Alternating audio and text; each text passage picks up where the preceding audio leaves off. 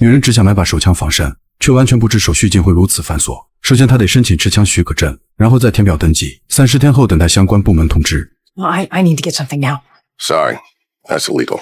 这被旁边的亚籍男子听见对话，等女人失望地走出枪店，男子便主动上前搭讪，还表示立马可以帮他拿到枪支，但女人担心不会使用，可男子却说这个非常简单，于是带她来到无人巷子，拿出一把9厘米手枪，并且细心地教她使用方法。女人似乎天赋异禀，简单摆弄2次就学会了使用，同时男子还赠送了1盒子弹。而女人之所以迫切地需要手枪，是因为她刚经历了人生黑暗时刻。在不久前的一个傍晚，她与未婚夫像往常一样，带着爱狗在公园里散步。这时未婚夫用力过猛，将弹力球丢进桥洞，爱狗却屁颠屁颠地跑去捡球，结果去了很长时间都不见狗狗回来。于是2人深入桥洞寻找，原来被几个混混控制了爱狗。这帮人不仅喝得烂醉，还对女人动手动脚，甚至拿着相机在一旁录影。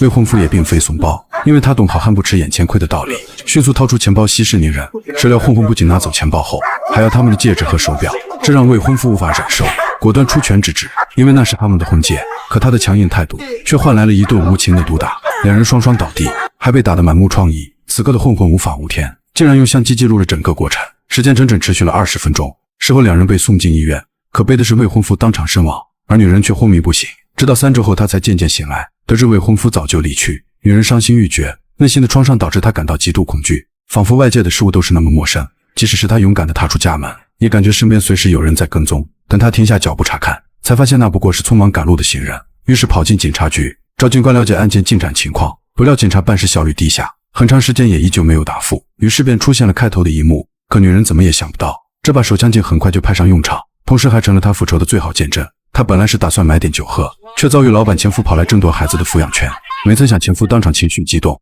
竟直接掏枪射杀了老板。而女人目睹了全过程，于是躲在角落一动不动。然而老天总爱戏弄好人，偏偏这时女人的手机铃声响起，前夫立刻警戒起来。他也没想到超市还有第3人，此时他肯定不会让目击者活着。女人急忙关闭手机铃声，但在这狭小的空间里，她已经是无处可逃。此刻男人尝试着寻找她，同时女人也在躲避他的视线。但有了上次的惨痛教训，女人决定先下手为强，直接开枪射杀了男人。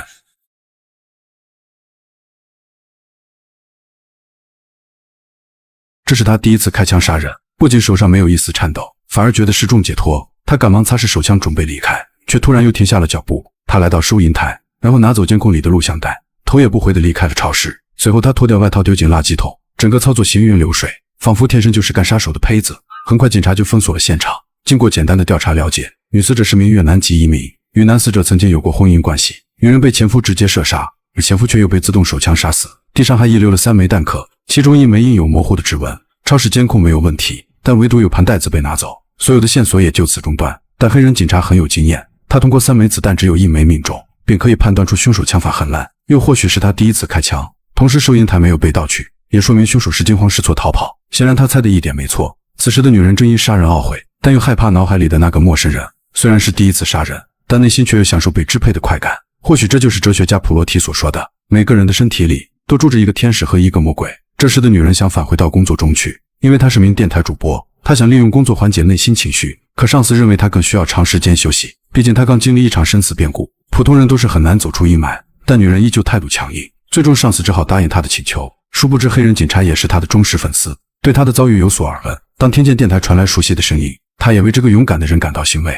可女人不再像以前那样活泼，而是随性对节目做了调整，并向全国听众说出了自己的心声。她开始对这座城市恐惧，并且害怕城市里的阴影，更害怕接触陌生的人。起初她一直以为弱者才会恐惧，可如今自己也沦陷其中。正所谓一个人被恐惧侵袭，才会知道他的存在。经此一遭，女人感触颇深。于是她来到墓地看望未婚夫，直到深夜她才记得离开。等她坐上最后一班地铁时，城市的恶魔再次和她相遇。此时的车厢仅剩几人，而一旁的黑人混混桀骜不驯，大声询问白人小伙在听什么歌曲。然而小伙因戴着耳机，并没有察觉黑人的询问。没曾想黑人竟开始无故挑事，一把拿走小伙的 MP3， 吓得小伙就要逃跑，可黑人依旧不依不饶。一旁的老汉本想训斥一下，却遭到黑人无情的骚扰。由于身边还有年幼的小孙子，老汉也只好选择提前下车，而女人全部看在眼里。此时的黑人变得越发猖狂，目光看向了角落里的女人。随后他们迈着六亲不认的步伐，对女人开始了挑衅动作。可他不知道自己的死期到了。You've been fucked by a name.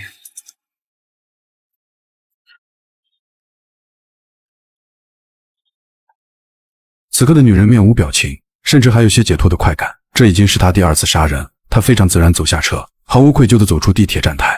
这时的女人也在假想，当时如果只是亮出自己的手枪，是不是所有的问题会解决？又或许有人稍微阻止，自己也可能不会痛下杀念。很快警车从身边经过，女人转身便走进了一间酒吧，她赶忙跑进厕所，脱掉身上的帽衫，突然就对着马桶吐。这时的女人才缓过神来，她简单的补了补妆容，然后平静地走出酒吧，但她还是莫名地往地铁站走去。此时警察依旧勘察现场，发现死者身上的钱财还在，基本可以排除抢劫的可能，但是遗留的弹壳却和超市的相同，而唯一不同的是，这次枪命中目标，假如是同一个人作案，那只能说明凶手进步得很快。另一边的女人回到了现场，想看看警方的调查结果，不料和黑人警察对视，正准备低头离开，可黑人警察似乎认出了他，于是上前询问他的姓名。女人很自然地说出名字和职业，还机智地表示想采访一下。黑人警察立马拒绝，因为他现在不能接受任何毒访，不然将会给工作带来麻烦。就此女人成功躲过一劫。然而第二天一早，上司找到女人，告知她改编的节目风格很受欢迎，希望她能在接待力继续保持。这是女人根本没想到的，但在她准备离开单位时，大门外站着昨天的黑人警察，她以为是东窗事发，迅速转头想要离开，可还是被黑人警察叫住。警察表示知道公园袭击案，当时他还去过医院看望女人，可由于女人当时正处于昏迷状态，所以并没有强行打扰。同时他还对女人的遭遇表示遗憾，而昨晚之所以叫住女人，是因为太太喜欢听他的节目。如今警察已经与太太离婚，但从第一眼就对女人有了好感，为了能够接近女人，他愿意接受女人的毒访。殊不知这就是女人想要的，因为只有了解警察的办案流程，他才能知道调查的方向。在一问一答中，女人了解到警察到达犯罪现场后，第一时间就是寻找证物，比如凶器、伤口、指纹等等。此时警察非常自信，但女人询问是否有抓不到的人，于是他看向对面的电视新闻，表示这个焦点人物就是其中之一。他表面是经营停车场业务，而实际却是走私毒品枪支的罪犯。当时他老婆准备出庭指控，却发现脑袋中枪死亡。他的律师不仅帮他摆脱罪行，还争取到孩子的监护权。这种结果让女人咬牙切齿，但警察也只是一笑而过。And why can't you nail him? Because I follow the law. Well, there's nothing you can do. Nothing that's legal. 女人感觉非常诧异，警察立马感觉说错了话，同样女人也很识趣，果断将刚才的录音删除。很快两人结束了采访，警察留下了自己的名片，希望女人以后可以保持联络。从此女人更加坚信自己做的事都是正确的决定，于是女人开始游走在黑暗中，寻找那些专做坏事的人渣。果然一个男人叫住了她，并把她当成了站街女。女人看到后座奄奄一息的女孩，就知道这家伙也不是什么好人，于是主动坐进了车里。很快男人就露出了青面獠牙，竟用烟头烫伤她的手。谁料女人立马掏枪威胁，让男人赶紧支付揉捏女孩的费用。此刻男人假装先支付，但他怎么可能就此屈服？在两人刚离开不久，他便启动车辆，向着两人就开了过去。谁料女人迅速掏出手枪，连续射击，男人当场就见了上帝，但还是撞断了女孩的一条腿。女人并没有因杀人就立马逃离，而是抱起女孩等待救援，直到救护车到来的那一刻，她才渐渐消失在黑暗中。在第二天的发布会中，警察确定了最近的几起枪击案都是同一个人所为。同时这次和以往不同，因为此次正好有个目击证人。很快媒体对案件铺天盖地的报道，促使凶手成了茶余饭后的热门话题。女人的上司也找到了流量密码，让她迎合听众的喜好，提高话题的热度。很多人开始打来电话表达观点，有人认为凶手就是惩奸除恶，而更多的人却反对这样的以暴制暴，认为直接宣判他人死刑就是在剥夺他人的生命，而该严惩的应该是那个凶手。瞬间女人陷入良心的谴责，决定到警局直接自首。可她还是举棋不定，因为她觉得自己并没有做错，但舆论让她十分烦恼。最终她给黑人警察打去了电话，然而在闲聊中无意间看见新闻中的走私犯，于是她准备乘坐电梯紧随其后。进了电梯她才挂断电话，而走私犯则在谈论那些肮脏的生意。瞬间女人杀心爆棚，一直尾随在走私犯的身后。就在她准备出击，却被对方先下手打伤手臂。走私犯以为女人是狗仔，想对自己做的坏事拍照取证，然而他想错了。警察得知走私犯突然死亡，并没有为此感到高兴，因为这并非是正义而是死刑。可就在他乘坐电梯时，无意间感觉这个声音十分耳熟，回想起不久前女人挂电话前也有一模一样的叮铃声。逃回家的女人被邻居发现，并带回家中帮忙治疗。女人告诉邻居自己刚杀了人，没想到邻居十分淡定，还表示在自己的家乡很常见，坏人给孩子提供武器，然后帮他们洗脑，并且让他们杀死自己的父母，来证明任何人都可以成为杀手。故事让女人陷入深思。第二天警察给她打去了电话，约她一起去趟医院。两人很快来到了病房，而床上躺着的正是女人解救的女孩，也是唯一见过凶手的证人。